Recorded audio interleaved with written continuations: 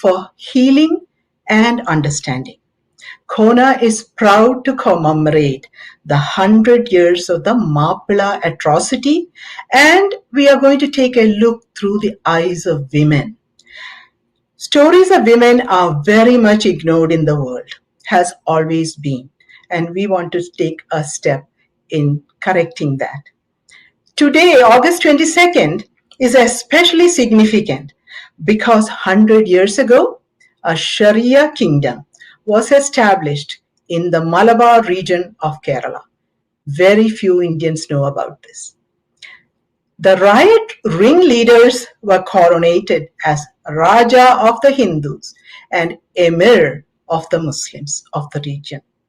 As people from the state of Kerala, my guests and I pay our homage to the souls of all those who died or suffered in that atrocity, and to all who have been victims of worldwide genocides. Today joining me, we have three guests. Rani Sajitha, she's a researcher in India, and she's a descendant of one of the survivors of that atrocity 100 years ago. Her discussion is going to be her personal family story. She is an alum from the Aligarh Muslim University in History. It's a university in North India. And she works as a mentor for civil services aspirants.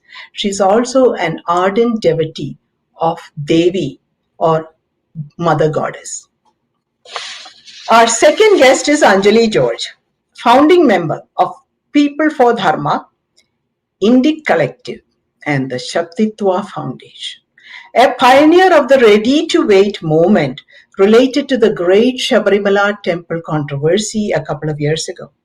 She will speak to the Mappila atrocity via a famous poem and also via a reading from a letter written by the women of Malabar after the atrocity.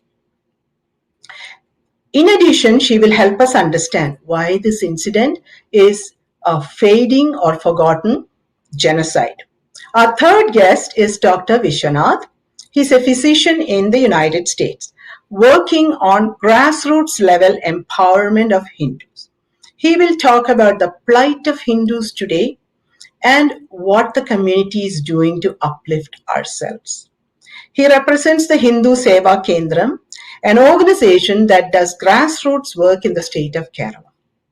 Before I start with my three guests, I'm going to give you a little framework or context of this atrocity through a few slides. As I said, most people don't know anything about it. So with the first slide, it should be coming up. It is a question of what was this atrocity? What was its context? 1921 was at the end of the First World War. And in the aftermath of the First World War, you may remember that the British defeated the Ottoman Empire and dismantled that entire structure and deposed the Caliph of the empire. The removal of the Caliph and the destruction of the Caliphate had Muslims around the world quite upset about it because they considered the Caliph as a spiritual leader for their faith. And there was a worldwide clamor to re-establish the Caliphate. And in India, it took on political overtones. And if you remember, 1921 was still before the independence of India. That happened in 1947. So in 1921, the freedom struggle leaders were still trying to unite the entire population into a one big strong opposition to the British. And the leaders of the time decided this Khilafat movement, which was how it was known in India, would be a great way to bring the Hindus and Muslims under one banner against the British. However, they miscalculated what the independence movement meant to many of the Indians versus what the Khilafat movement meant to one community. And a few incidents unrelated to major causes ended up in a total carnage and violence on the Hindu community. So that's what we are going to be talking about today. And to give you a context of the region where all this happened, I put together a map of India. And if you look, state of Kerala is a tiny sliver at the bottom western end of India, but it's always been outward facing. It is a place where traders used to come and establish strong relationships, especially in silk and spices. On the right, you will see a few areas where the atrocity was concentrated. Those areas are in the northern part of the state of Kerala called Malabar. At that time, those regions constituted about 30% Muslims and the rest being Hindus. So let's look at who was the Mappila, because it's not an everyday word that you hear. So the name Mappila or Mopla, also there is another name, Jonaka. They all refer to the Muslims in Kerala. So as I mentioned earlier, the Malabar region was very involved in trade across the Arabian Sea with the Middle East, the Arab Muslims. The Arab Muslims, when they would trade with the Malabar region especially, were encouraged to marry the Hindu women and settle in the lands of Kerala. When you think about it, it's a little bit ironical that the Hindu community welcomed the Arab Muslims, and Mappila means sons-in-law. So it is so sad to think that the family members who were accepted and embraced by a community turned against them when a certain time frame and certain incidents changed. And when you think about it, the Hindus and the freedom struggle leaders wanted freedom from British. At that time, there was a word called Swaraj, which means self-rule. For the Hindus and most Indians, that meant get rid of the British and we will rule the country ourselves. But for the Khilafat movement, they also had an intention of establishing a Khilafat Sharia kingdom. So that was the difference. Now let's take a quick look at the atrocity in numbers. So when you see 2,500 to 10,000 Hindus killed, 2,500 forcibly converted to Islam, 100,000 displaced, women brutally attacked, and pregnant women cut open, and the fetuses protruding out of those dead bodies. Hundreds of temples destroyed and desecrated. So in the context of big genocide events of the world, you might think, well, these numbers are just, the atrocity is there, but the numbers are not significant. But to put this in context, you have to understand, 1,000 years before this is when the Indians started to face the same pattern of attacks from the foreign invaders who would come into the Indian continent, mostly from the northern parts, and commit the same crimes. It's a blueprint, of how the invaders with a proselytizing faith that believed that anyone who were not part of that faith could be killed. So I just want to point out, it has been documented, and Indian scholars are doing more research in this, and it has been documented that the Hindu genocide amounts to, the numbers are like hundreds of millions. So in that context, I want to put this Mappila atrocity as one of many. And since 1921, more has happened. You may have heard of ethnic cleansings in Kashmir, Bangladeshi Hindu genocides that are continuing to happen. It's all of the same pattern. So I just wanted to give you that context as we move on to the next couple of slides. So the question to discuss today with our guests is, this is what is being talked about by leaders, political leaders, and I would call the so-called intellectuals in India and abroad. Was this Mappila atrocity a freedom struggle against the British? Or was it a peasant revolt against abusive landlords? Or was it a genocide, a pogrom against the Hindus? That's the question we are going to be talking in this conversation. And going forward to the next point, I'm not going to go through this. I'm posing this question to the audience. I would like the audience to put your comments in the whatever forum you are on. Why should we remember history? Why don't we let bygones be bygones? Why don't we live and let live? What is the significance of remembering 100-year-old incident? I mean, that's an answer I'd like to hear from them, from all of you. And so I look forward to your comments on that. And I just also want to point out, we have put some references for you, and we will post this in the comment section. If you are interested, you can go refer to the references and study more.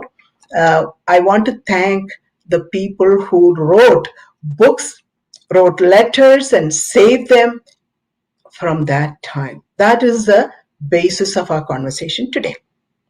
So with that, I am going to my first guest, Rani Sajitha, who's joining us from India. And I'm going to ask her the question, what is your connection to history and the Mappila atrocity, Rani? And welcome to Kona. I'm from Calicut, and my grandparents they belonged to Vallikunda area, which was part of then Ernaadu Taluk. So we know that this Ernaadu, Valluvanadu, Ponnani, and Calicut were the four areas or four taluks which witnessed the most horrendous Hindu genocide in 1921. So my connection to this is that I am a descendant of a survivor who had to flee from this area when the riot broke out. So today we are discussing about it. So it's a very personal story for me, and I think there are many like me who will be thinking the same. So this discussion is like, for us all, this discussion is like revisiting the trauma that our ancestors had gone through. And my connection to history is that I have taken this Dharma PG in history from Aligarh Muslim University. So as a history student also, I did a lot of research on this subject.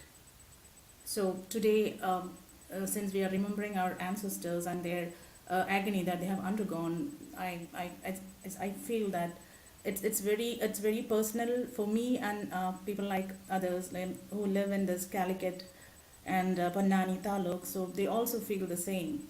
So we just want to tell the world that whatever our grand ancestors suffered, it was unexplainable, and they were the victims of a big genocide.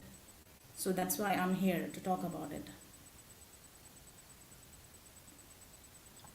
And I know we have some. And I know we have some. We have some slides. We have some slides that Rani can refer to and explain the scenario a little bit more.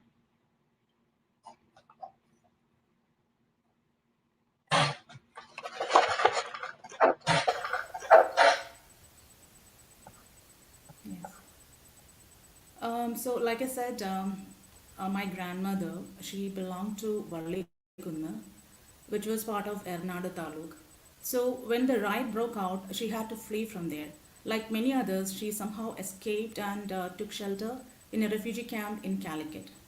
And we know that this riot continued for some months, and these areas were under the control of the rioters. So obviously, because of the fear of the rioters, she didn't go back. Many others also didn't go back. And later on, she decided to settle in Calicut because there was nothing left for her in her ancestral place. She was already a widow and with small kids, so she decided to settle in her place. I mean, in Calicut, and at that time she was not educated that much, so she had to work as a laborer in nearby Pantiala, which is a kind of storehouse, and that's how she began her life in Calicut. So, you see, whatever we are discussing now, I heard it from my father actually. Because I didn't get a chance to talk to my grandmother because she already passed away when I was very small. So, I got to know about this from my father only. So, my first history lesson about this incident was from my father only. Like we were having casual conversations, like whenever we talk about our grandmother, they will tell that yeah, she came running from there during the riot. So what was the situation at that time? So it just come in the casual conversation. So that's how I got to know about this. So the things that we have described here, many of those things my father has told me, and I remember one particular incident which happened, I think in some Tanur or some place, where Hindu men were taken into the near the well, and their heads were cut off, and their bodies were thrown to the well. So the crimes committed here, I heard it from my father for the first time while I was a kid, and my relatives, they told me that back then, those days, these Mappilas, they used to carry away women and forcefully convert them and marry them. So the way they were telling that, like it was as a norm those days. I mean, nothing new in that. So so I was really surprised, like why they were telling so. So when I come to know about this, like when I dig deep into this subject, this topic, then I realized that whatever my parents and my relatives have mentioned about this particular incident, it was all true. For example, when you go through the books written by Gopalan Nair and Chetur Shankaran Nair, so and Hitchcock, you will find all the atrocities committed on our people, on our Hindu population of Malabar. So so that's how I got interested in the subject more. And like you said in this slide, they have described that the women were subjected to brutal rape. And there is one incident in Gopalan Nair's book where it is said that a woman was stripped naked, and that too in front of her brother, and when they closed their eyes, like they were compelled to open their eyes, and they have to witness her rape in front of their eyes. So that was the brutality of the crime that was committed. And there is one more incident, that is one Nanambra. A rape took place at Nanambra. The Nanambra is a place in near Tanur area itself. So when the rioters attacked that place, these the family male members were killed, and women were also like treated very badly, and they have abducted one girl and a boy. And like many other girls, she was also forcefully converted and married to one Mappila. But her trauma doesn't end there. Like she was taken to each and every house with different people. So that means for the next 6 weeks, she was subjected to unexplainable indignities. So when we go through all these incidents, in my case, I could easily connect that. Even though my father they have not explained this much detail, but they have told me that what was happening at that time, like how women were treated, like how women were subjected to atrocities. So so so we have to talk about it, because nobody knows what happened to our ancestors, like what happened to the Hindu women in then South Malabar. So that's the reason it becomes essential to talk about it. And not only that, even like you said earlier, even pregnant women were not spared. Their like I said, their abdomens were like cut into, and the small kids, fetus, they were projecting on the roads, and it is given in DK Devdar's report also. And even 6-month-old kids were snatched away from the breast of their its mother and cut into 2 pieces. This is also given in the Devdar report. So just look at the atrocity that was committed upon the Hindu women. They suffered a lot. They had to see their girls taken away from them, forcefully married to the hooligans, and again, their fathers and brothers, like they were butchered and slaughtered in front of them, and their temples were like destroyed. Its number may count to 100, like you said. So the brutality they had to undergo, it's inexplainable. And there is no parallel in history, at least in modern times of our history. There is no parallel to that. But if you look at this, we were our ancestors at that time in 1921, they were under the British rule, right? So obviously means under the British rule means you're the subjects of the British Empire, and there was no war going on between any country and Britain at that time. Like the First World War was already over, and the Hindus were not in war with the Muslims also. So it was a peaceful atmosphere. Even then, the women of Malabar, South Malabar, they were they were denied their basic rights, their right to live, their right to live freely from violence. So these rights were taken away from them. But when you look at the reason, like why it was done, I doubt even those hapless Hindus, they might not be knowing why they were killed, because they don't know anything about Khilafat movement. They have got nothing to do with the Khilafat movement, but still they were killed, brutally raped. And what is more baffling is that, you know, like especially in Kerala, public discourse in Kerala and in India in general, what is happening is the vilification of the victims. See, the victims are, shamed, and they are asked, they are like mocked at, and they are despised at, and they are presented as the villains who invited the wrath of the Mappilas by their own actions. And look at the other side, the ones who committed all this violence, they are heralded as the freedom fighters who fought for the, India's independence, who were the brave soldiers who defeated the not defeated exactly, but yeah, who fought against, who put up a brave fight against mighty British. Just look, I think a film star has declared a movie on one particular right leader. And when you look at the caption, it was like that only, that the brave hero who fought against the narrative that you see in Kerala, especially in Kerala. So, and now the host by, yeah, so this is actually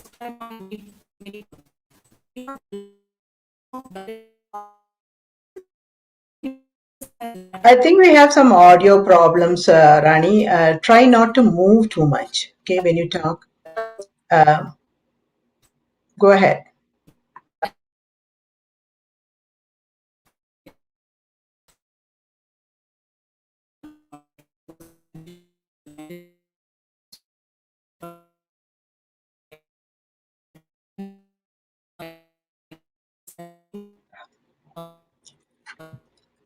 Yeah, I think we have some a little bit of audio connection, and I just want to say Rani is joining us from thousands of miles away. So, Rani, you want to continue speaking? Oh, well, okay. I just want to highlight the quote here. It is by Annie Besant, who was the founder and president of Theosophical Society. She was a British, but she was very much in support of India's independence movement. And she has written in multiple places about this Malabar rebellion. And she has been categorically firm in the conviction that this was an atrocity committed by one community on the Hindus alone.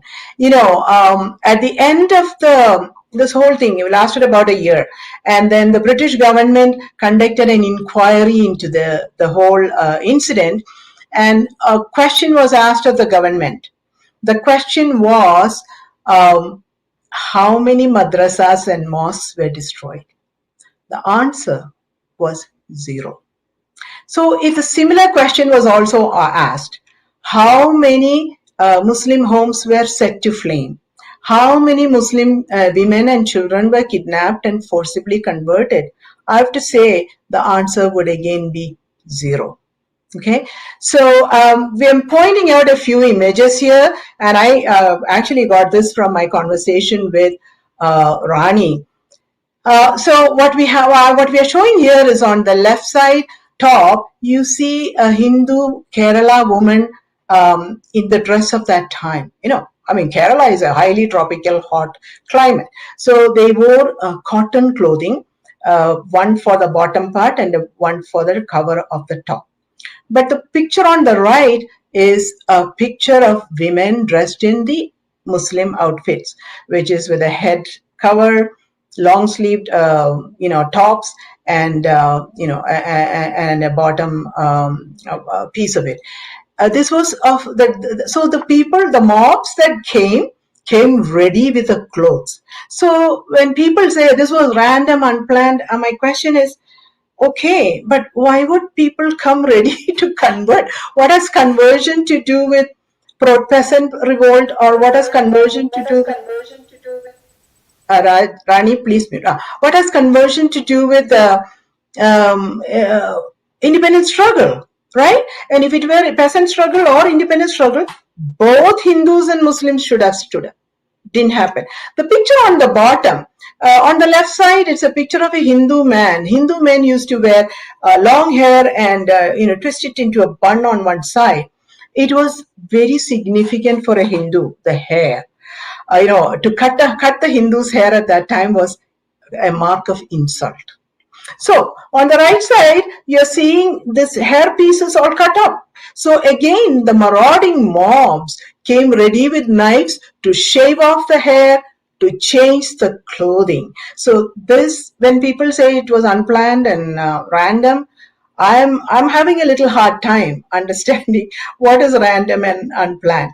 So I'm going to ask Rani a question again. She's back, and hopefully her video and audio are good. The question I have for you, Rani, is, in your experience, how are you seeing the whitewashing of this incident happening today?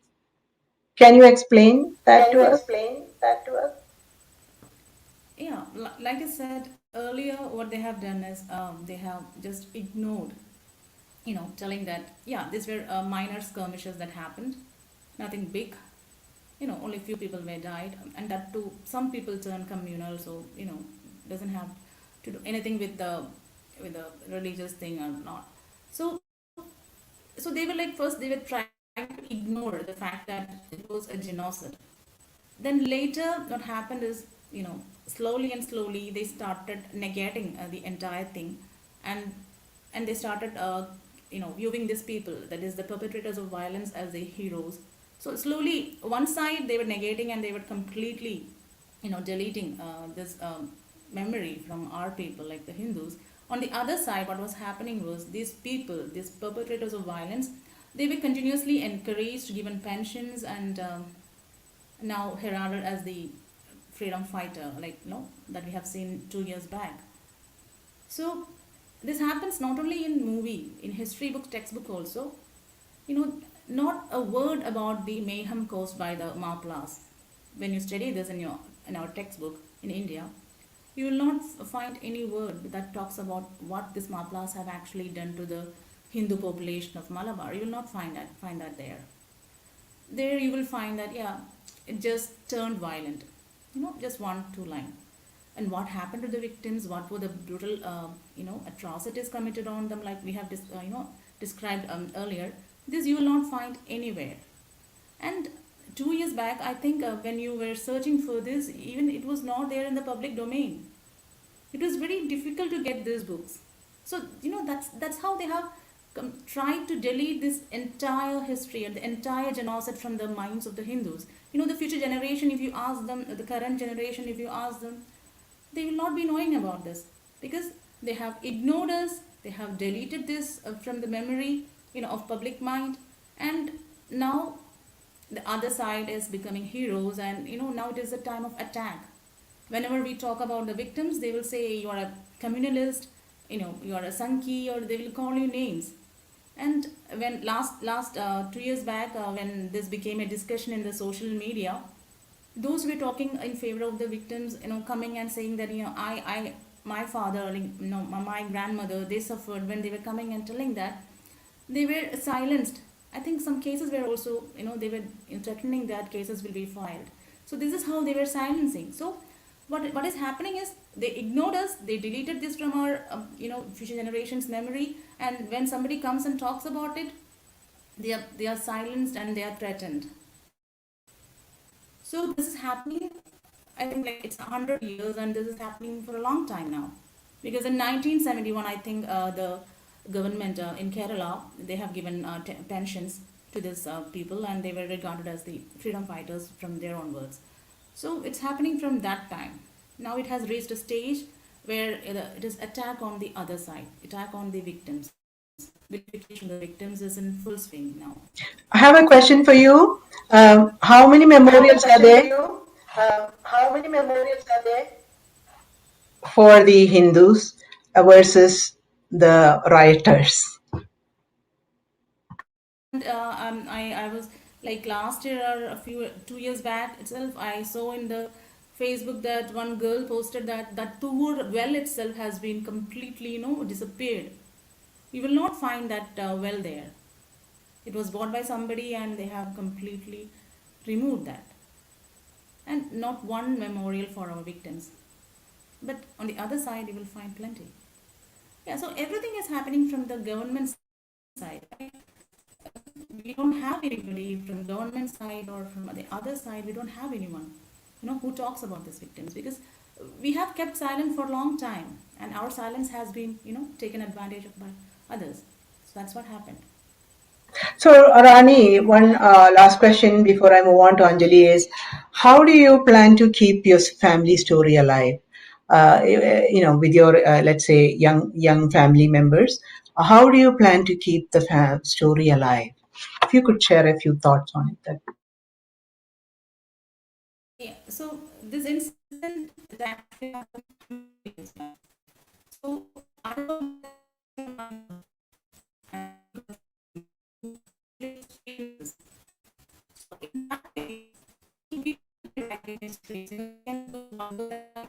Yeah, I think we cannot hear you. I'll come back to you, Rani. Yeah, come back. I'll come back later. I'm going to go to Anjali right now. I'm going to go to Anjali right now. Yeah, you can stay on mute and hang in there. So next I'm going to invite Anjali George, our guest. And I just want to point out, so Anjali George and Rani are the daughters of Malabar. Okay, so we are paying homage, as I said, to the souls who lost their voices. So Anjali, what do you think about the Mappila atrocity of that time and its relevance today? Please share your thoughts with us. Now it's almost namaskaram. So now it's 100 years of the Mappila atrocity. In 1921 it happened, and in 2021 now we are commemorating the 100th year. Last year, in 2020 beginning, when there was this one in India, one bill was passed to accommodate the refugees of minority communities flying from Pakistan and Bangladesh,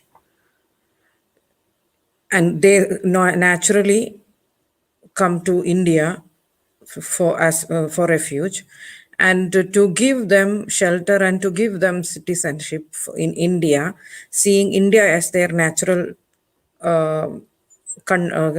land of which can give shelter to the Hindus and Sikhs refugees, and even Christian refugees from Pakistan and Bangladesh. There have been a massive protest across India against it, that in government of India should not give refuge for these people flying from religious persecution from Pakistan and Bangladesh. And I happened to visit India in that time, last year in Feb time. And then I come from Wayanad, which is also part of that area where this kind of all tensions happened. And in Kozhikode, I just was going around to the city and all. Then I saw several protest meetings, several public meetings happening, which has been very, the emotion there was very tensed. There was a heightened tension in the air, which was kind of building up this idea of a universal belongingness, a brotherhood, which is in favor of Pakistan and Bangladeshi majority community. And they were supporting the opposition of giving shelter to the minorities flying from these countries. That gave me that. I mean, I am also a history student. So suddenly what went through my mind was that this is exactly something which led to the partition of India and the bloodshed which happened before and after. And that time was when a movie was announced in Malayalam about Variam Kunnathu Haji, glorifying this person who was a leading figure in the of the gangs which attacked various Hindu families in Malabar during 1921 Mappila riots. So all these were happening together, and in the media, in the public discourse, the politicians, the intellectuals, the movie makers, actors, and all were talking in support of the, glorifying the perpetrators of the riots. And even certain actors who belonged to the families who survived the riots, belonged to the Hindu families who survived the riots, have been compelled to support the marauders, who killed their kids and kins 2-3 generations ago. That shows how important it is to remember. We have to remember, we have to know that these kind of things happened. This kind of severe atrocities have been happened, and how you survived, how important is the life you have now, and how important it is to give that, that cultural legacy to the next generation. So that is why I think it is very important that we remember the whatever happened 100 years ago. Thank you. That was very powerful. Very powerful. And I know you want to also touch upon a few creative works of the time, right? Yeah. Yeah. Yes, Please sure. go ahead. So the one of the most significant. So I just don't want to just to tell about what all the. I mean, very several literary works have of the time mentioned and described about what happened. But like Urub, a famous writer, his Deshathinte Katha novel, which he got this novel mentions about the atrocities. Even the Vallathol Narayana Menon, a great poet, he talks about it. Tagari, great novelist, his novel Kayar has a mention. He talks about the riots. And but I prefer to talk about one poem specifically by poet Kumaran Ashan. He is considered as one of the greatest modern Malayalam poet, and he was a disciple of Sri Narayana Guru. And his poem, this poem named Dhuravasta, it means tragic plight in English. It has been translated into English with the title Tragic Plight by Gangadhara Menon, I think. And so this poem, I think just talking about this poem and what happened, what happened to how the poem is described, being interpreted now, and in this 100 years, how the transition, how the legacy of the poem, how is the legacy of the poem now, and also what was the reactions to Kumaran Ashan from and in that time, what reactions he received, and also I would like to try to understand why and how all that happened. So the poem Duravasta, it is in English it's called Tragic Plight, which is actually a story of a woman, young woman named Savitri, who belongs to an Nambudiri family, a Brahmin family in Malappuram, in this Malabar region, Eranadu area, where the Mappila, it was the epicenter of the riots. Kumaran Ashan published this poem in September 1922. And in this poem, this heroine, Savitri, is the lone survivor of the brutal massacre by the Mappila marauders, and her house was completely burnt down, and her family members were killed. Her mother was raped. She somehow managed to escape the house in the dark. Somehow she could get out of the house and run away to the forest. And she ran south. While running south, so in the poem, it's described while running south, she saw a light. So she thought maybe she go there and get shelter. And she went there. Then it was, unfortunately, it was a mosque. And there she saw them, the people conspiring the next attack. So that's there mentioned in the poem. And this girl, the poor, hapless woman, young woman, who have been living with full protection in her house, in her father's house, where never a stranger have seen her. That much well protected she was. And now she has nobody, and she had to run away in the dark, fearing for her life and her chastity. And then she got rescued by a young man who belongs to a lower caste. His name is Chatan. And this poem, in fact, is a love story between Chatan, a person belonging to a lower caste of the Hindu community, and Savitri, a girl from the Brahmin community.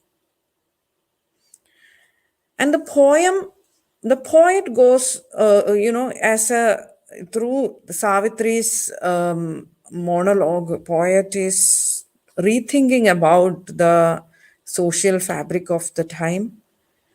And and then Savitri is thinking, in reality, the caste differences really don't matters. When time comes, or in this situation, it was the lower caste guy, the Chatan, who saved her. She is safe with Chatan. And so none of these differences in the what you see in normal life, it doesn't matter. That's how it goes. So what happened with the, so if needed, I can just quote 2-3 lines in Malayalam and maybe translate a bit. Yeah, I think you should. I just want to point out, after you mentioned this poem, I read it, and what occurred to me was that this was Savitri thinking about her situation and making a choice for herself. Nobody was forcing her, right? Yes, So it was that woman's choice. Even the Chatan is a little nervous. He's like, "You're so much above me," and of course, she's educated and all that, and she kind of says that none of that matters. At the end of the day, she's with a good man. It was Yeah. so powerful to me, I want to say. So please read the 2 or 3 lines and do the And translation. also Savitri's boldness is what saved her. She she got the courage, she got the guts to run away. Run away and keep going. She didn't just hide somewhere where somebody could easily find her. She just didn't stayed somewhere out of fear. She just kept going. That's kind of a real womanly, perseverance. So I'll read two few lines. ഭള്ളാർന്ന ദുഷ്ട മുഹമ്മദന്മാർ കേറി കൊള്ളയിട്ടാർത്ത ഹോ തീ കൊളുത്തി വെന്തുപോയൊരു വമ്പിച്ച മനയ്ക്കലെ സന്താനവല്ലിയാണീ കുമാരി. കൊള്ളക്കാരൊട്ടാളെ വെട്ടിക്കൊല ചെയ്തും അള്ള മതത്തിൽ പിടിച്ചു ചേർത്തും ഉള്ളിൽ നടക്കും തിരക്കിലിരുട്ടിലി പുള്ളിമാൻ കണ്ണിയാൾ ചാടിപ്പോന്നാൾ. So the poet characterizes the rebels as cruel Mohammedans who had spilt Hindu blood and crimsoned the Kerala soil. This riotous mob of wicked, cruel, and monstrous Mappilas are described as monstrous lords who kick dead bodies and who shout obscene words in an unrefined barbaric language, and who rush into the inner apartments of the women and molest the innocent noble ladies.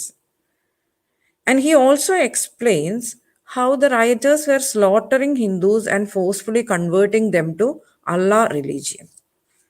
തെക്കോട്ട് വെച്ചു നടന്നു ദൂരം ചെന്നു പൊക്കത്തിൽ അങ്ങൊരടുപ്പ് കാണായി. ഉള്ളിൽ വിളക്കെരിയുന്നു, മാപ്പിള പള്ളിയാണെന്ന് ഞാൻ സംശയിച്ചു. പെട്ടു വഴിക്കത്തരികത്താകയാൽ നടന്നൊട്ടടുത്തപ്പോൾ അകത്തു കേൾക്കായി തിങ്ങി ജനങ്ങൾ സംസാരിപ്പതും അങ്ങൊരാൾ കൽപ്പിച്ചതും, വെള്ളക്കാരെ ചുട്ടൊടുക്കുവിൻ, ജന്മിമാരില്ലമിടിച്ചു കുളം കുഴിപ്പിൻ, അള്ളായല്ലാതൊരു ദൈവം മലയാളത്തിൽ ഇല്ലാതാക്കിടുവിൻ ഏതു ചെയ്തു. So,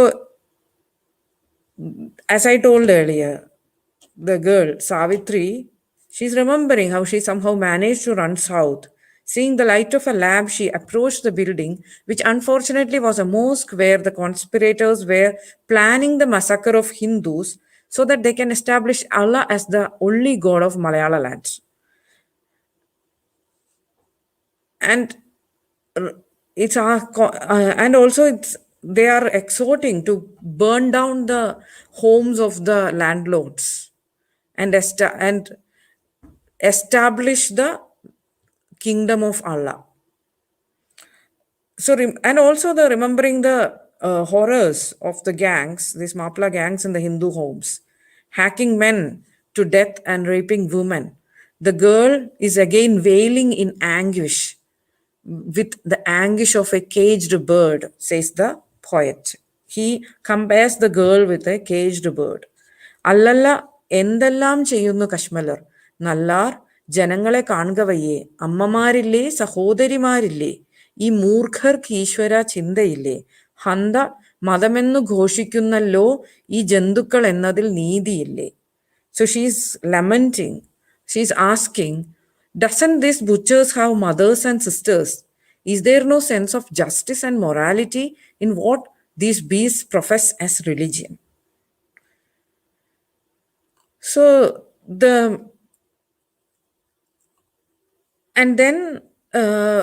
as we told, the poet is trying to introspect into the social system of the caste system in the Hindu society and the untouchability. And then he goes on into a self-critic, he's trying to introspect. If something has failed, or if the Hindu society, Hindu community has failed itself to lead it into such a pathetic plight of a weakness where these marauders could come and just convert people. In my opinion, I mean, when I went a bit critically into the poem, I find it a bit too hard. The poet is being, poet have been a very straightforward, very straightforward about the describing the atrocities, talking about the difficulty the girl has been. But since he is from he has this baggage of being from the South Kerala and more concerned about the caste system and all. I think he went a bit too harsh on the Hindu society and kind of like every other Hindu intellectuals of the later time, he also lost the basic premise or the basic reason why all this happened. That's what I feel. I mean, I didn't start my analysis critically, but while going through it, I felt like after this 100 years, maybe now seeing in the contemporary context, we may have to be a bit critical about the poet too. How, Especially, how is it represented in today's education system or in current environment? How was this poem used? yeah, so that's what I was telling. I was about to tell that currently in our education, not just this poem. I mean, this poem I have studied Malayalam very well, but the focus of this poem in the interpretations, in the popular interpretations, mostly goes into the as a critic to the caste system and an anti-Brahmin poem, narrative. The actual intention of the poet to regarding the poem is lost in the interpretations in the mainstream popular narrative, in the textbooks, in the magazines, in the media, everywhere. Not just about the poem, but in general, the Mappila riots, that is the case. But in any case, about the poem, specifically if we say, although the poet had faced a lot of criticism, got a lot of brat from the Mappila community itself at that time. He has been asked to withdraw the poem by certain Muslim journals and various people from their society. So there was an array of disagreement by Muslims from various corners. They convened protest meetings and passed resolutions condemning this work of literature by the poet. And in Trivandrum, a Muslim literati meeting led by Wakam Abdul Khader Maulavi and KM Sidi Sahib, and a delegation led by these two people went and met Kumaran Ashan, the poet, and requested him to withdraw the poet. And he strongly refused to withdraw it. And then he had written a letter explaining his side. And then in that, he says that he actually hasn't used any abusive or unparliamentary words against the Muslim community or religion, Islamic religion. And he only have criticized the fanaticism of the people who organized the riots in Malabar. And he has explained in the poem only that atrocities. And whatever he has explained in that context in the poem are totally based on the real incidents, totally based on facts, because of which he don't think it need to be withdrawn. And he requests them to read it again with a peaceful mind. And then he reiterates that his intention is reformation of the Hindu community and also the other community also if they want. So that is where I disagree. And I feel that aspect, that explanation of taking the middle path, that is the same thing which happens with the later interpretation of the poem, as well as the later narrative regarding the riots by various intellectual corners. Because the poem eventually ended up being interpreted as the one wake up call against evil Brahmins and the caste system of the Hindu community. And it totally, the interpretation in the books, education system, or in the popular narrative, totally undermine the real premise of the poem. That the Savitri, the Brahmin girl, marrying a lower caste man, Chatan, is not a social revolution actually. It happened because Savitri lost her entire family and he became orphaned. And why she was orphaned? She was orphaned because the people belonging to a community came and killed everyone in her family and raped all the women in her family and burned her house. So, and she ran away. So she was not orphaned because of caste system. She was orphaned by the barbarians belonging to the Mappila community. And caste is not the divisive factor in this setup which put Savitri into a victim. Savitri is the victim of a division between two religion or two different community, in which one community people prefer to kill others and molest women and forcefully convert other people into their religion for the sake of getting heaven. The promise of heaven by certain people, religious scholars, could unleash the monster in the friendly neighbor of yours. That is the basic reason why Savitri became orphaned and Chatan had to save Savitri. So when there the caste boundaries were not a restriction for Chatan to save Savitri, but the religious boundary was a restriction for various neighbors of Savitri to protect her. Instead, their religious division basically was a reason for orphaning Savitri, the the tragic plight of Savitri. So, in my opinion, this poem is not a revolutionary call for, reforming Hindu community, but this poem is revolutionary because it asks for building a consciousness of Hindu brotherhood. That is what I understand, and I haven't seen a single work which interpret this poem,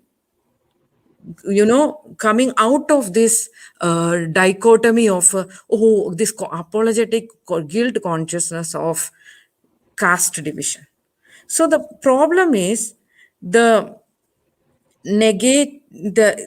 people who deny, the history deniers, the negationists who interpret the Indian history from the side of the oppressor, the people who ignore or who completely pushed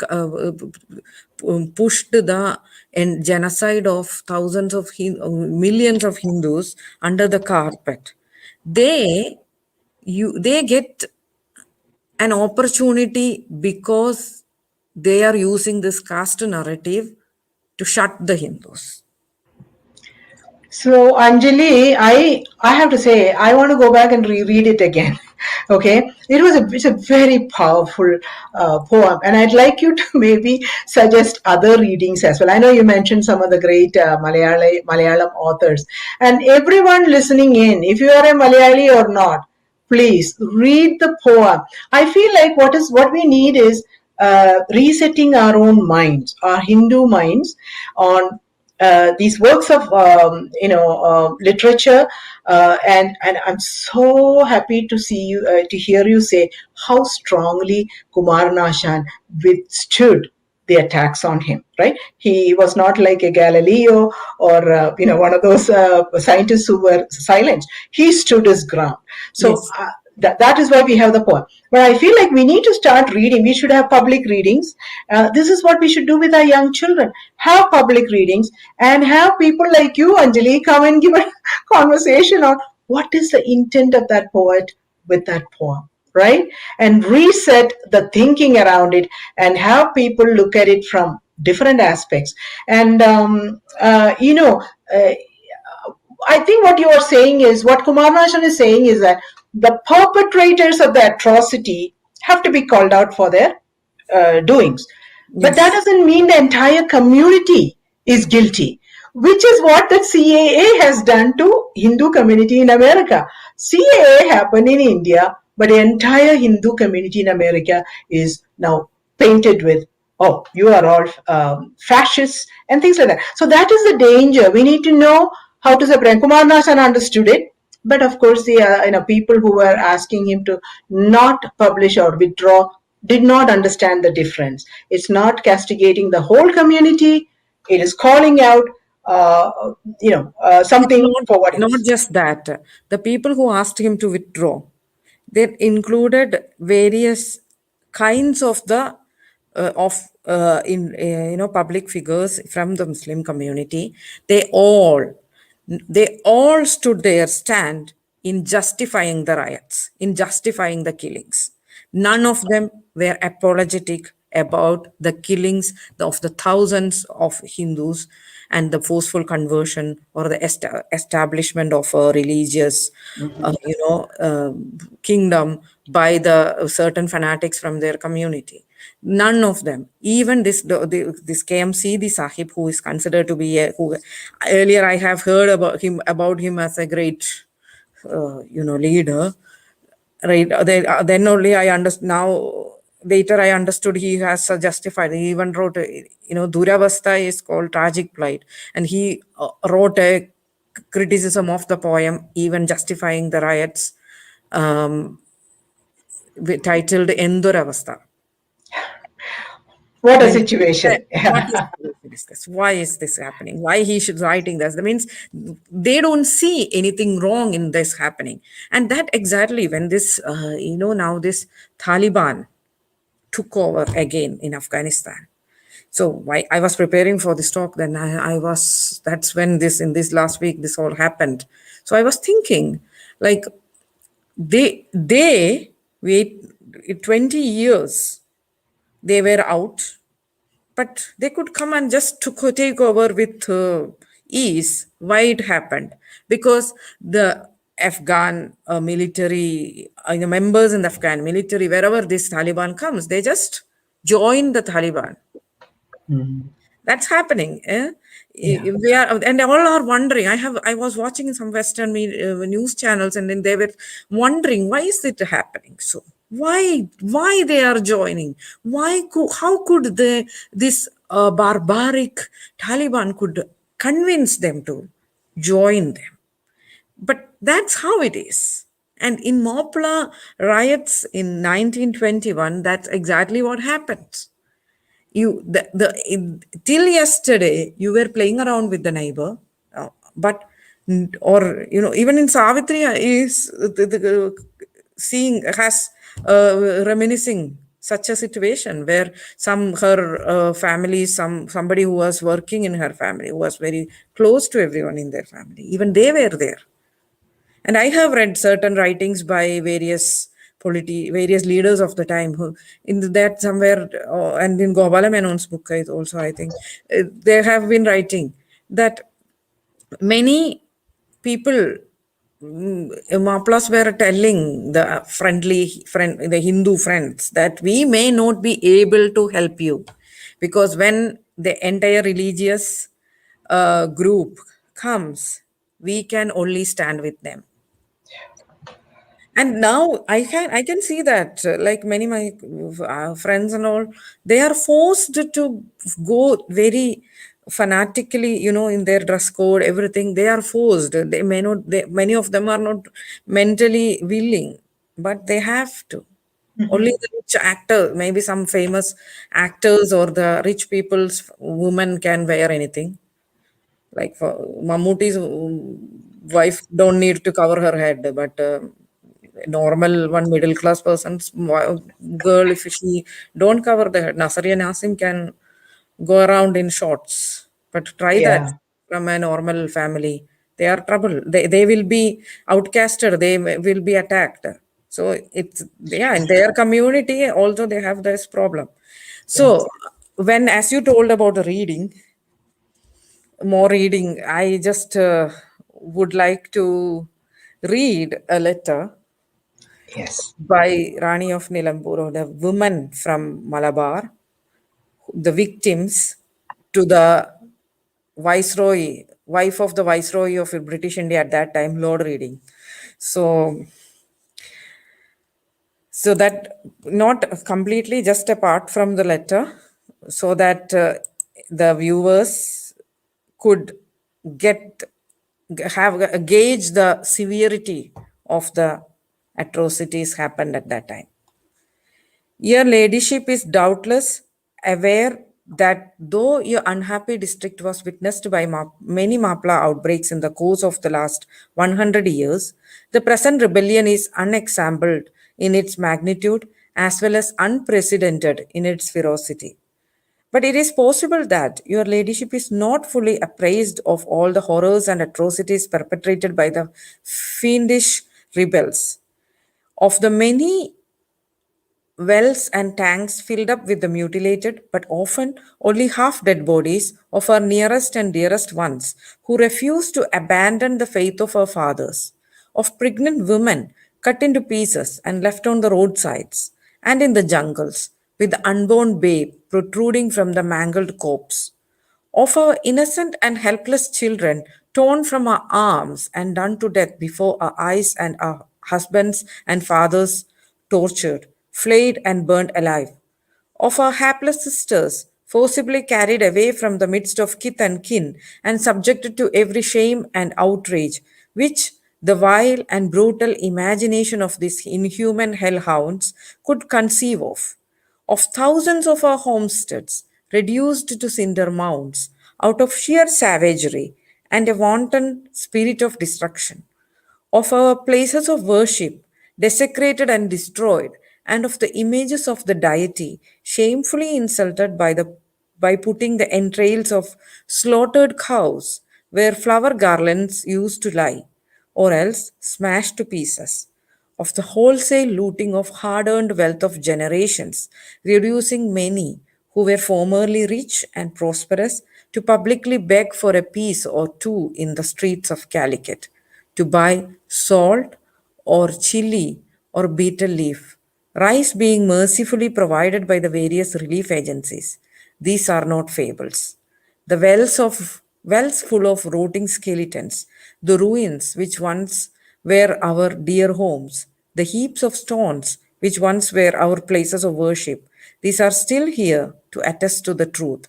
The cries of our murdered children in their death agonies are still ringing in our ears and will continue to haunt our memory till death brings us peace. We remember how driven out of our native hamlets, we wandered starving and naked in the jungles and forests. We remember how we choked and stifled our babies' cries, lest the sound should betray our hiding places to our relentless pursuers.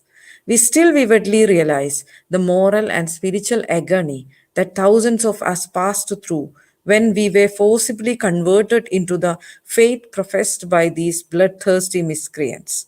We still have before us the sight of the unendurable and lifelong misery of those, fortunately, few of our most unhappy sisters who born and brought up in respectable families have been forcibly converted and then married to convict coolies.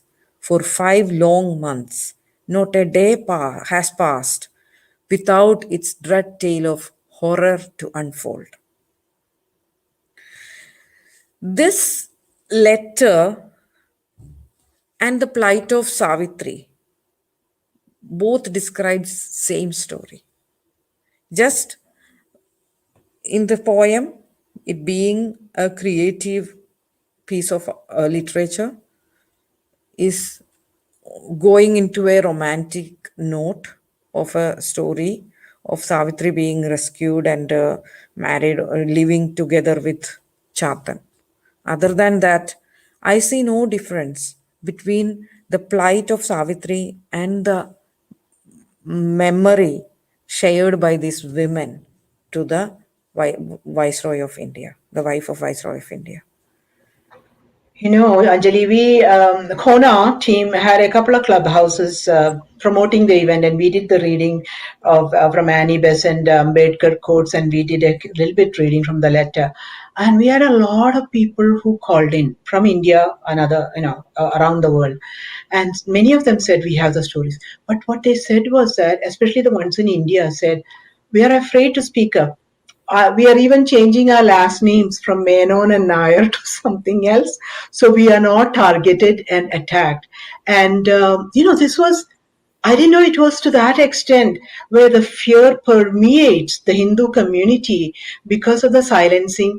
And, on the, like you said, the march happened last year, but when the, Muslim community members dressed up as British soldiers and warned everybody, the sword unsheathed from Malabar riots has still not been put back. So it's sort of like fear mongering, right? But it was shocking for me to know that the Hindus in Malabar live in a state of fear. I just didn't realize the extent of it. But so, what should Hindus do, Anjali, knowing all of this, knowing that the institutions and the government, everybody is stacked up against the Hindu community?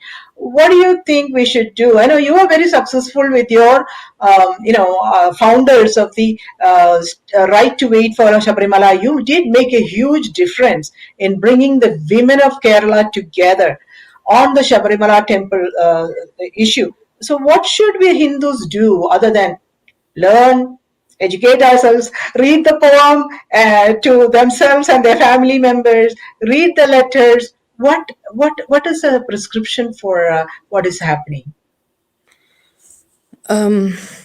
So, basically,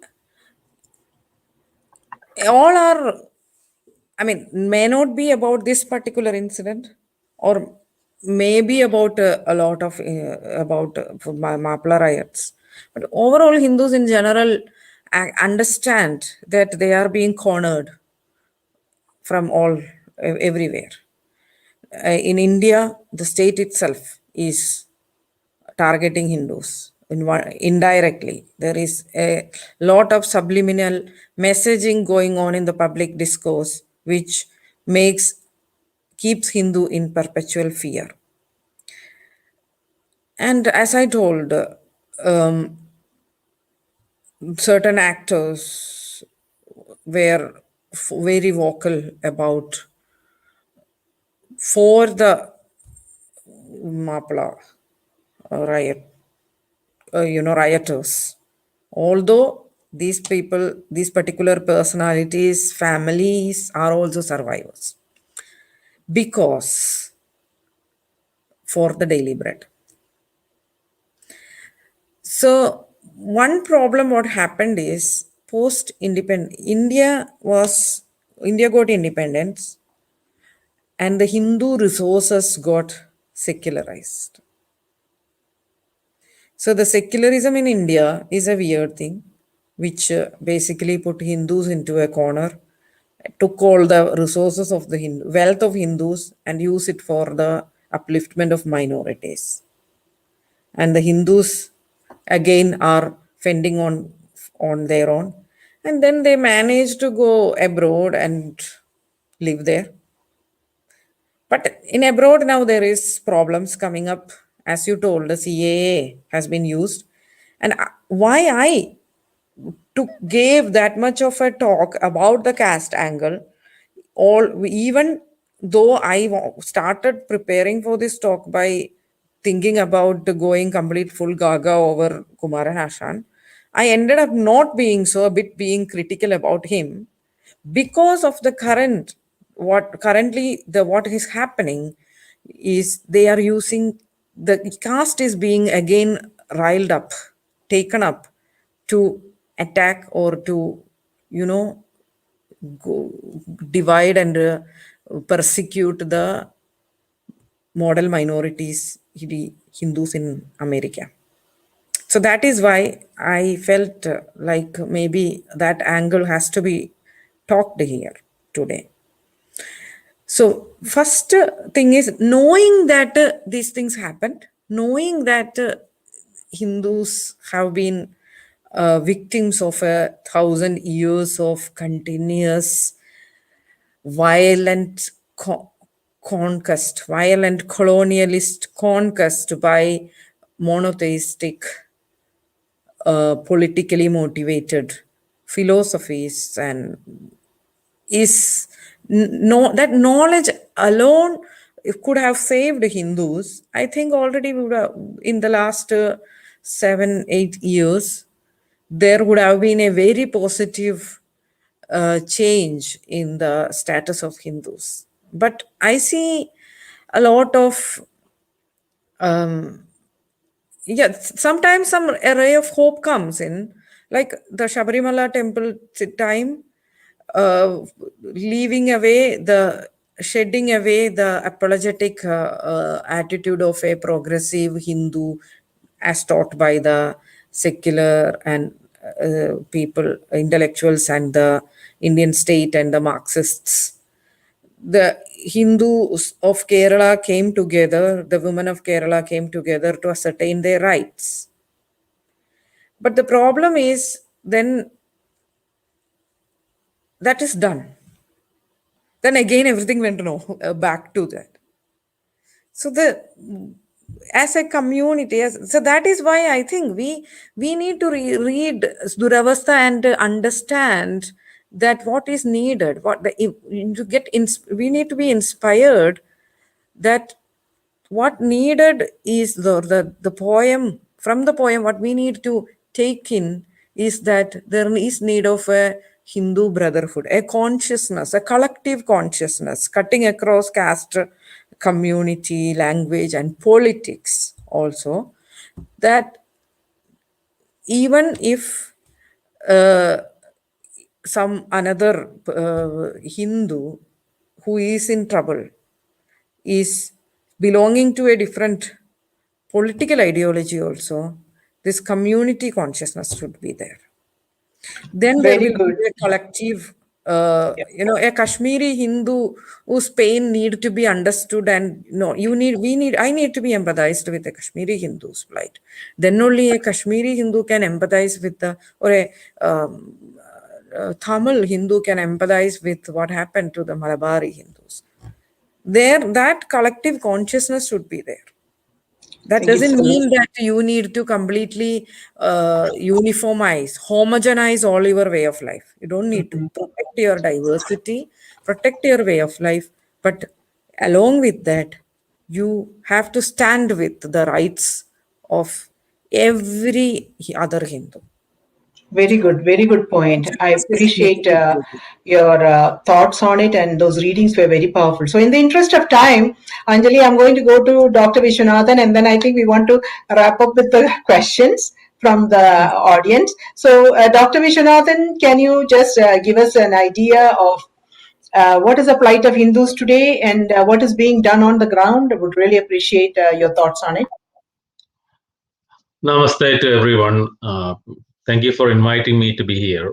And I stand here on behalf of a movement called Hindu Seva Kendram, which is a grassroots level initiative in Kerala, looking at the Hindu situation.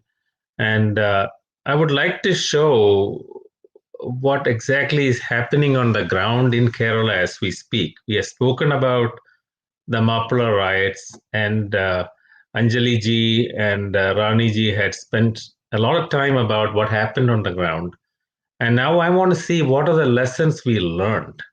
And I want to take the audience through a few slides to show exactly what have we learned from this. What have we learned from the Mappila riots? And right up front, I want to quote from a famous samurai, Date Masamune, who was, at least people who know Japanese history knows about it. This is a famous quote by him. Benevolence indulged beyond measure, meaning too much benevolence, sinks into weakness. This is a famous quote which I think we Hindus should never forget, coming from a Japanese brother, a dharmic brother from Japan. So our problem is we have too much benevolence, and now it has sunk to a deep sense of weakness. Now let us analyze the weakness we have. Weakness can either be economic, social, physical, cultural, numerical.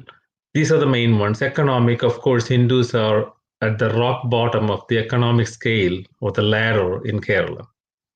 Social, yes, Hindus have no social support system. They don't help each other out. They don't help their starving brothers. If a neighbor gets attacked, we don't go and check. We seal our doors and stay inside a strong room. We don't go and check. We don't go help them. Physical.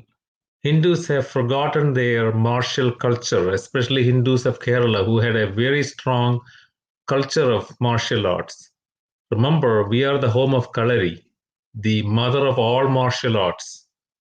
All the way to judo and karate, everyone traces their origin back to Kalari in Kerala. How many of us practice? How many Hindus are physically fit? Very few. Cultural weakness. We don't uphold our traditions. We don't uphold our customs. We don't protect our temples. We don't protect our arts. So culturally, we are weak. And finally, numerical. Our numbers are dropping by the day. We simply don't have enough children to keep the culture alive. Remember, there are no Hindus, there is no Hinduism. To keep Hinduism and the culture alive, language, culture, Vedas, ashrams, temples, none of this will be there if there are no Hindus left.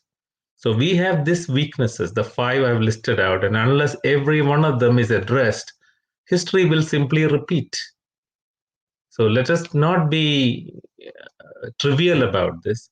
So Hindus of Kerala, we have welcomed all faiths into our ancestral land. Kerala is our ancestral land. Let's not forget that. Just like Palestine is the Jewish ancestral land, Kerala is our ancestral land. And for millennia, people have come in, all faiths. If you look at history, Jews, Christians, Muslims, they all entered through Kerala. That's where they came first. In other words, showing how open we were. But look at Hinduism in Kerala now. Over the years, like the samurai said before, all of this benevolence have led to an existential crisis for Hindus in Kerala. We are not proud of our culture. They don't protect their way of life. They're ignorant of their past. Just Mappila riots is another example to the long list of things we don't become aware of. Look at Hindu activists in Kerala. They're not proactive. They're not proactive on the ground. Like Anjali ji said, they don't offer that camaraderie. They don't offer protection. They're not proactive. Yeah, a riot happens and people go there after the riot with food and chapatis and dal and clothes. No, that's not the real activism. The real activism is you have to be proactive. You have to see what's coming and take care of it. Simply no point in blaming other groups. I don't, at least on a personal level and the organization I represent, we don't believe in blaming other religions or other politicians or any other group for our own plight. So let's think beyond all this and go forward. So what should we do? Hindus in Kerala are about to lose all our so-called icons of Hinduism. The land of Parashuram, the land of Adi Shankara and Srinarayan Guru, the land of Kalari, the land of Ayurveda, the land of Ayyappa, all of these are fading away. Just a matter of a few more years, we are going to lose it all. There is no doubt about it. And we should be very clear, and let me keep moving. And if we look at the situation in Kerala, these are the statistics. This is the real stuff. This is not made up. This is all perfectly legal. Anyone can verify. From 69% in 1901, Lord Risley's census in 1901, we have dropped 1.5% every decade and reached 55% in 2011. And after 2011, our decline became accelerated. Now Hindus are a minority in Kerala, 45%. Look at the Hindu birth rate, steadily dropping. It is the lowest in India when you dice the data, language-wise, religion-wise. The lowest is Kerala Hindu women's fertility rate, 1.54. That number has to be 2.1 to keep a population alive and stable at least. Not growing, at least stable. But it's been below 2 for the last 50 years. Nobody has talked about it. That number is the death knell of Hinduism in Kerala. That one number is the death knell. Because if that number is below 2.1, there's nothing will survive. Temples, arts, literature, language, ashrams, gurus, nothing will survive. So we have forgotten that. I put there to compare with Kashmir. Look at Kashmir.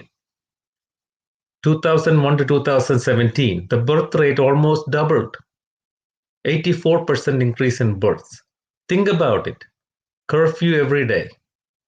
Riots every day. No food, no power, no internet, no schools, no hospitals, no nothing. But look at the birth rate. We have a lot to learn from it.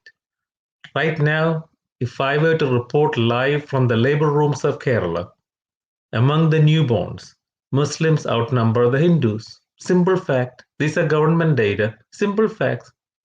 Live reporting from the labor rooms. Muslims outnumber the Hindus. So we have to be aware of this. Hindus have the highest median age and the lowest family size in Kerala, again showing an aging population. A very strategic ethnic cleansing of Hindus is going on in Kerala as we speak. It's very strategic and it's being implemented. And unfortunately, most Hindus worldwide are unaware of this demographic storm. This is a fast approaching demographic storm. We have hurricane warning systems, we have cyclone warning systems, all kinds of systems. But this particular hurricane, nobody's warning us. There's no government machinery to warn us about this approaching storm. So let us all be aware. And again, looking at the developmental data in Kerala, Hindus are at the bottom. Lowest rates of household electricity, lowest potable water, toilet facilities, land holdings. We are at the bottom. We are not only a minority, we are also a backward minority. Remember, we have been the most benevolent.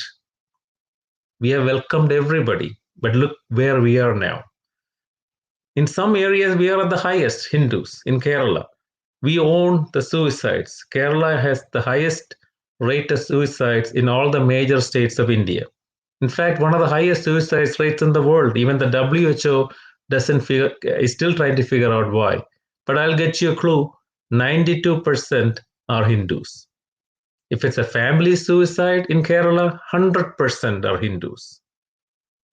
Again, coming to poverty in Kerala. Yes, every religion, Hindus, Muslims, and Christians have trouble with food. They sometimes have problem. But the only people who starve are Hindus, because in other religions it doesn't happen.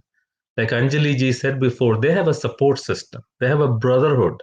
They have a sisterhood. They don't allow their own people to starve. And I applaud them for that. Hindu political power, 0. Hindu business ownership rate in Kerala, pathetic, less than 15%. Different studies have shown different values. Some people say it's 9%, some people say it's 15%, some people say it's 14%, but I took the median number. I just wanted to play it safe, and I gave the highest number, 15%. It's less than 15%. Again, showing economic weakness. So the question is, what has been done? It's one thing to cry about it and do something. So the ground reality in Kerala is there are numerous Hindu organizations, and they all do work at multiple levels. However, Hinduism is declining. If we take a big picture, if we look at the big picture, Hinduism is declining, even though the organizations are working and there are more and more organizations every day. But it's like a patient in ICU. You have more and more specialists coming in every day, and they all tell the family, I'm doing this, I'm doing that, but the patient is dying. So the next Mappila riot is not a question of if, it's a question of when. And I mean that.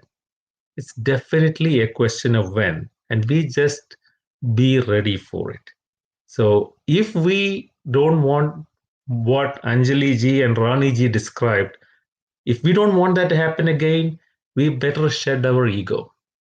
We have a big ego, which is our biggest problem, and we have to act to save our dharma from extinction. So how do we act? Let me explain in the next few slides what we have been trying to do as the Hindu solution. So the solution is the Hindu Seva Kendram, which is a grassroots level entity. Hindu Seva Kendram, which I'll describe in the next slide, is a grassroots level initiative. It's a micro level institution where there is one Hindu Seva Kendram in every panchayat.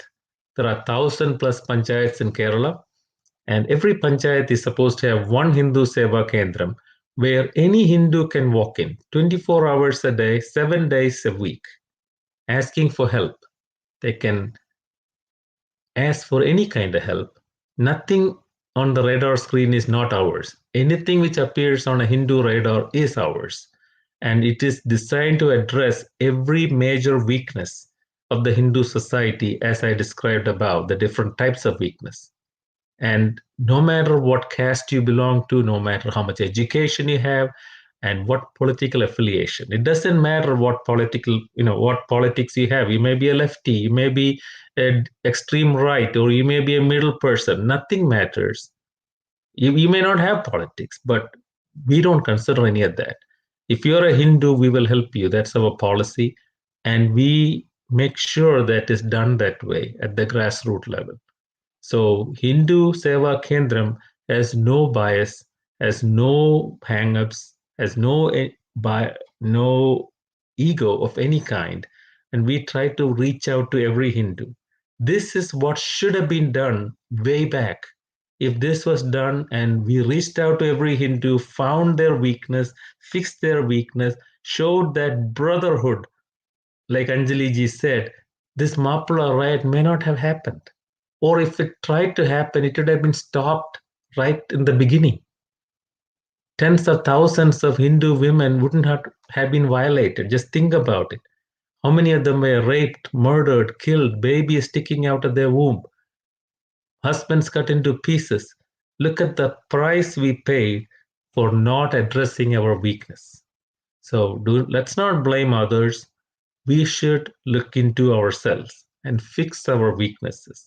So Hindu Seva Kendram is designed for that. Every major weakness has to be fixed, and has to be fixed very scientifically. And like I said, again wanting to emphasize, political affiliation of a Hindu is immaterial, because Hindus are facing existential crisis. No other word to describe it. Our existence is threatened. And then this existential crisis situation, what political party a Hindu belongs to is simply immaterial. So that's where we have established ourselves. And look at the weaknesses. I put down these weaknesses again so that it becomes imprinted in our mind. Economic weakness. How do we address it? Various ways. But I want to put only one thing, which is to nurture entrepreneurship, especially among the downtrodden, people on the edge, people on thin ice, people who are struggling to make a living. They don't have a government job and they don't know what to do. We are trying to nurture entrepreneurs by offering them interest-free loans, helping them set up a business, training them. How do you fix social weaknesses? By building that sense of community at the grassroots level, reaching out to every Hindu. We'll go out and reach out to every Hindu in a panchayat. Remember, we are panchayat based. We are a micro level, grassroots institution. So meeting every Hindu and telling them that there is an entity here to help you, that if you have a problem, please contact us. So a social leadership has to be built at the micro level. What Hindus lack is social leadership at the micro level, and we try to address that very seriously. Number three is physical. We do self-defense training, especially for girls and women. We have already started that in several panchayats. Self-defense, simple things like how to use a pepper spray, how to dodge someone trying to grab you, or trying to even verbal abuse. If somebody verbally abuses you or pursues you or puts you in a tough position, tries to blackmail you, or through the phone, we teach them how to face that. What are the legal ways we can address that, or what can we do to help them? Cultural weakness, we do everything we can for preservation of temples, traditional arts. We have been very active in the Sabarimala agitation, trying our best to keep the temple open. So culturally, we try to stem the tide, so to speak, and stop the weakness. And numerical, this is the granddaddy of it all. If we can forget every weakness in this list and want to take home only one weakness, it's number 5. Because if we don't have the numbers, we don't have nothing. All of these above weaknesses have any relevance only if we have the number 5 weakness fixed. There's an old joke that why do Hindus have one child? The answer is Hindus have one child because there is no option to make half a child or 1/3 of a child. If there was such an option, Hindus would have grabbed it. So we have to come out of this. We have to start fixing that number 5 problem now. So these are the ways Hindu Seva Kendram is working hard, fixing the problems at the micro level, at the grassroots level. And I want to show some examples of HSK to the rescue. Here is a story of Ramesh and Nisha. They lived, look at their home.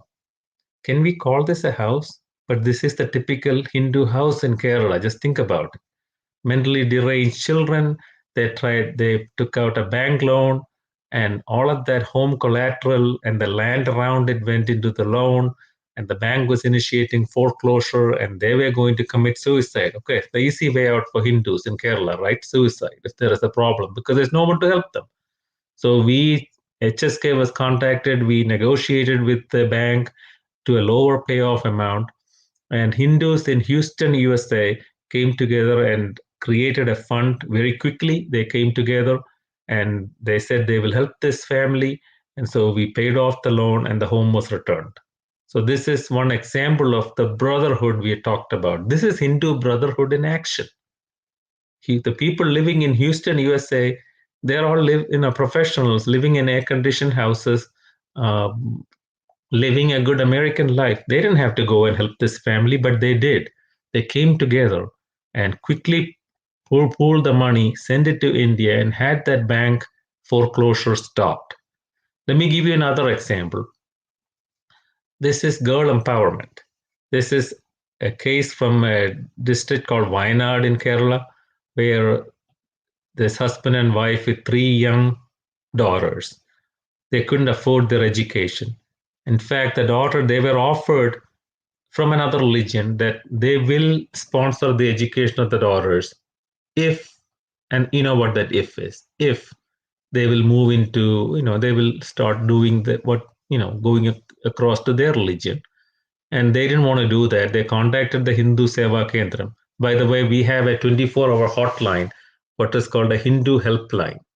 We have a Hindu helpline, which is the only Hindu helpline in the world. It's a 24-hour hotline where any Hindu can call anytime for any kind of help.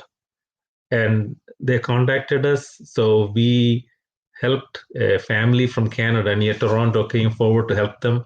So this is what we did. We provided them smartphones for online classes, training the eldest daughter for a job, study materials. So basically trying to make them stand firm and get these 3 girls proper education so they get a good job and a firm standing, a dharmic rooting. And so in other words, they don't have to convert to get an education. Let me be honest about it. So That's one example. I think we'll have one more to show what we have done. Oh, this is an interesting case. Here is Lavanya, 18-year-old from Kochi. She was orphaned. She was living with this grandfather who was disabled, and you can look at him. He is barely able to stand. And they had no money. They had no food.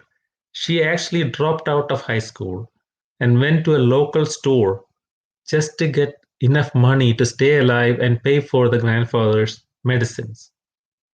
Could you believe this? A young girl dropping out of school to buy food and to support her grandfather. Anyway, we were contacted. We started giving them food and medicines. We got money together and enrolled her. She finished her high school and then she enrolled in a professional course so she can help. And actually, this money was raised by a group of HSK supporters in Canada. Just giving some real life examples of how we have come out and helped poor Hindus. And this project of ours is a very, very serious project. We want to reach every panchayat in Kerala as fast as we can. We have reached more than 120 panchayats in the last 1 year. And we want to reach the goal of 500 at the end of this year. Hopefully, COVID willing, we will reach there. And we want complete state coverage by 2022. So the priorities are there in states, in panchayats with a demographic inversion, high illness burden, and low socioeconomic status. And Malappuram, which is the epicenter of Mappila riots. Malappuram is the epicenter. That district is where all of these criteria come together. Hindus are in bad shape there, and another Mappila riot is ripe. It's about to break. So we are trying to focus on it.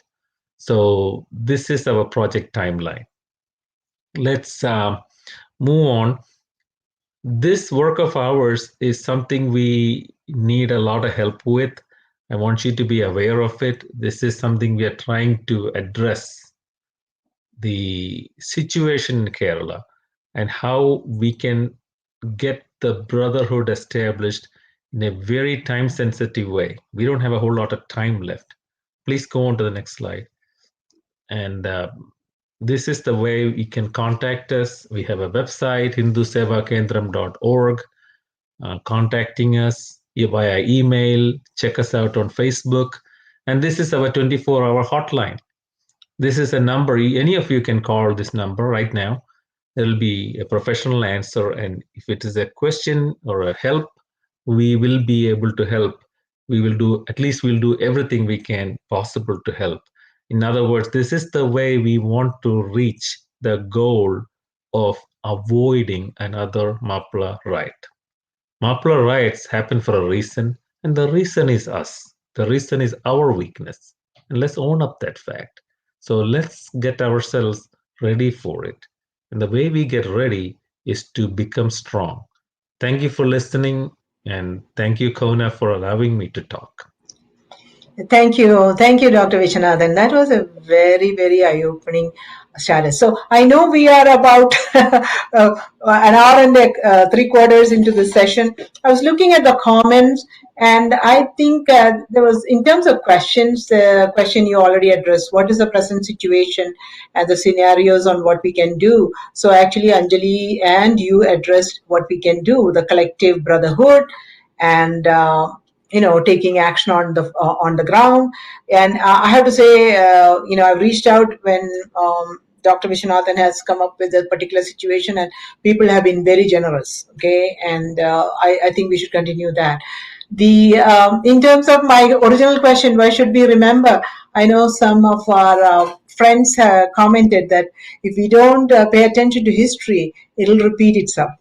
The other point I would like to say is that, what makes us human is remembering our history, recognizing our, having memories and traditions is what gives us an identity. When we don't know the Duravastha poem or don't understand or have no clue about Mappila atrocity, we are shedding pieces of our identity. So I would ask everybody to just, follow Anjali George. She is an amazing person. Follow Hindu Seva Kendram, Dr. Vishwanathan, and collectively decide or individually decide to take action.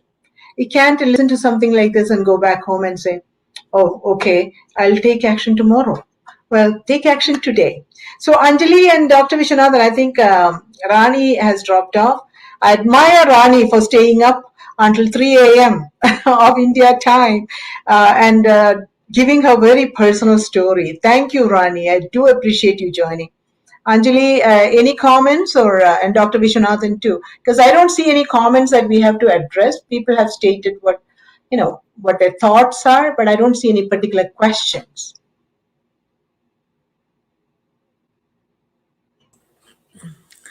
I would like to tell that, the feeling of brotherhood,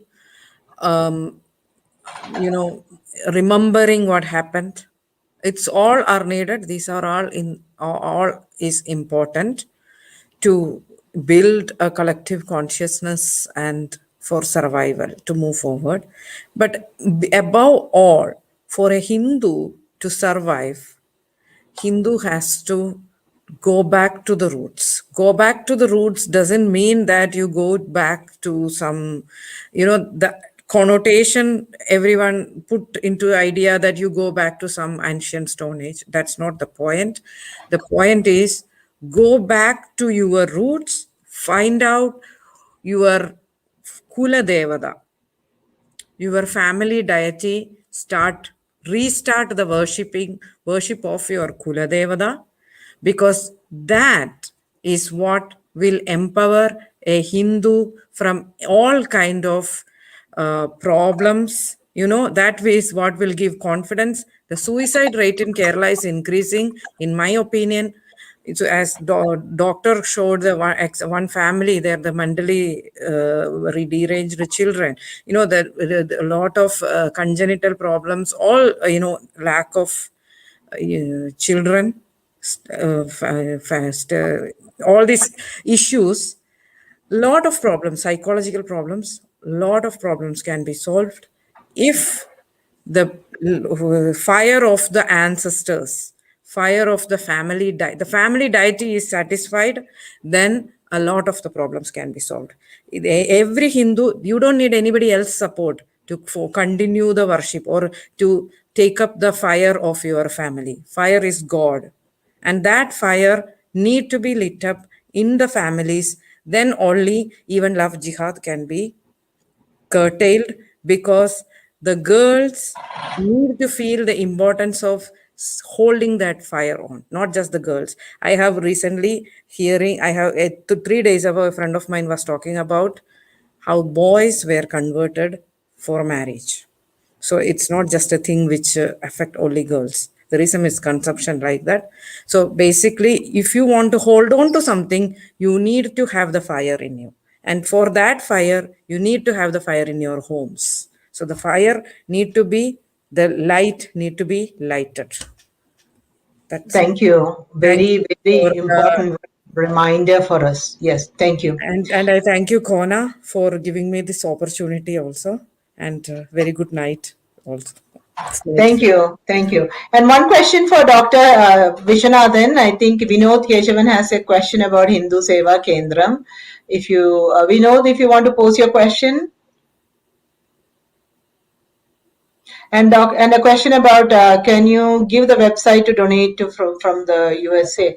You know what? I want to say Kona has raised funds for HSK. And so if you like to do through Kona, we'd be happy to send every dime you send to the Hindu Seva Kendram. But otherwise, Hindus Service Foundation, I'll have Dr. Vishwanathan speak to it. Yeah, thank you for the inquiry. Yes, we need help. We, first and foremost, let me say this allows me only a few minutes to say in a nutshell what we are doing. Our real work is much bigger than that. There's a lot more. And if any of you are interested in a full presentation, I'll be glad to do it anytime. All you have to do is to contact Kona, and they will get through to me, and we'll be glad to give a complete presentation to anybody who is interested, which will be a solid presentation with appropriate data points and plan of action. Now, if you want to support the Hindu Seva Kendram movement in the United States, you can always go to a website called Hindu Service Foundation. Hindu Service Foundation is a tax-deductible entity in the US, and in the Hindu Service Foundation does support a lot of charitable activities of Hindu Seva Kendram in India. So that is the way you should contact the Hindu Seva Kendram, or that's how you should contribute to them. Now, there is a question about Vinod Keshavan. Thank you for the question. He says he's a Hindu from Kerala. So I know the reality of the situation. Hindus are in danger. How RSS, BJP, how is Hindu Seva Kendram different from BJP and RSS? Well, in a nutshell, the difference is we are a grassroots level organization. We don't have organizational ego. We don't have leaders. We are a movement. There is a difference between a movement versus an organization. So we don't even call ourselves as an organization. Yes, for government record's sake, we have to register it's registered as a trust. But we have decided as a movement, no leaders of any kind, no egos of any kind. We simply work. Our leader is Dharma. We want results. We don't want persons. We don't want to generate persons. We want social leadership at the micro level, not at the macro level. We want Hindu leaders in every panchayat who will be there for your neighbors. Because when you have a problem sitting in a panchayat in Kerala and you have any issue, like the Mappila riot, for example, you're not going to pick up the phone and call somebody sitting 200 miles away and asking for help. You need help right there, right across the street. So you need social leadership at the local level. So that's what we are pushing. So this is something which we do. Plus, we reach out to every Hindu. We don't discriminate based on politics. We simply don't. So we reach out to every Hindu. We reach out to communists. We reach out to the Congress Hindus. We reach out to BJP Hindus. We reach out to Hindus who have no politics. So we don't discriminate in that. And we are always looking for proactive solutions. We are not simply there to feed the hungry or clothe the naked, because that alone, that one act of kindness, giving food to a hungry person, is not solving the problem.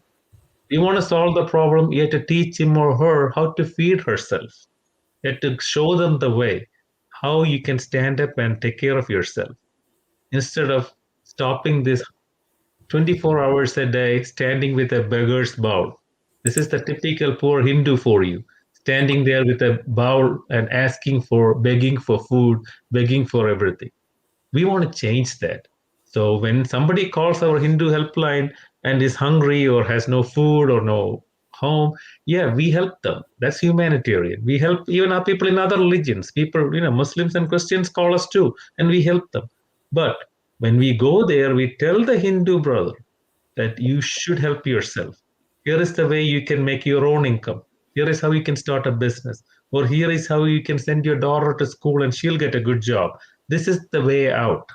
So we are always proactive, and we do not simply hand out freebies and walk away. So I think I've given my answer how we are different from every other Hindu entity. So hopefully that is good enough for you. Anyway, in the interest of time, I think we are wrapping up. And Anjali, I know it is past midnight for you. Thank you so much, Anjali and Rani and Dr. Vishwanathan. There are parts of this conversation we can continue in other ways. But thank you for joining today and enlightening us, educating us on this Mappila atrocity and the commemoration of the 100 years. Thank you, and have a good evening, good night, and good morning.